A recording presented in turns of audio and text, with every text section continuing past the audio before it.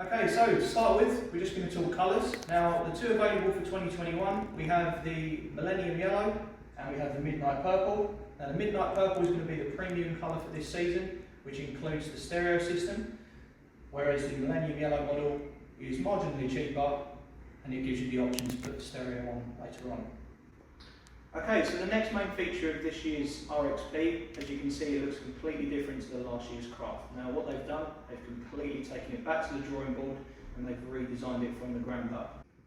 The first major change they've made to the craft is its overall weight. Now it is down from last year. The ski's dry weight for this season is 354 kilos, so it's going to be slightly quicker accelerating, slightly more agile than its predecessor. Other changes they've made to the hull, they've also revised how deep the V is, and they've also given it what they call shark gill features, which is designed to promote better high-speed stability and overall manoeuvrability of the craft. Following on from the hull, Sea-Doo engineers have also extensively revised the bodywork. As you can see, as I said earlier, it's completely different looking to its predecessor. Now, in the front, they've changed the internal capacity for the front storage to 143 litres. Moving on to the centre, we've got a slightly lower set handlebar for a more racy feel. Moving on to the seat, now this is probably one of the largest changes that they've made to the ergonomics. Now the seat is following on from the ergonomic Ergolog system that they used from last season, but they've now introduced something called Ergolog R. The seat has got a grippy sort of texture to it. It's also featuring an adjustable tail saddle at 6 inches to enable you to lock you into the craft. And it's also got, which you can't see, is re-angled foot wedges to lock you into the craft further.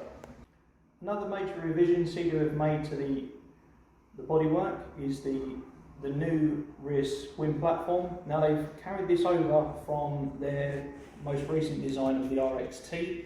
It's designed to give you a larger area to board the craft. Now it gives you the option to add their link accessories, which you can find in the accessories brochure, from things like the 51 litre cool box, the fuel caddy and other link accessories. This has opened it up to overall a lot more accessories than the predecessor ski. So, following on from the body, we now move on to the engine. Now, this is one of the things that the Sea-Doo engineers haven't significantly modified from its predecessor. It still retains the same Rotax 1630 inline triple engine, which is aided by supercharging and intercooling, of course. It is the most powerful Rotax engine Rotax have ever produced. It's going to be giving 0 to 60 figures of around 3.4 seconds and a top speed of anywhere between 72 and 74 miles per hour. So, finally on to technology. Now, it remains largely unchanged from last season's craft.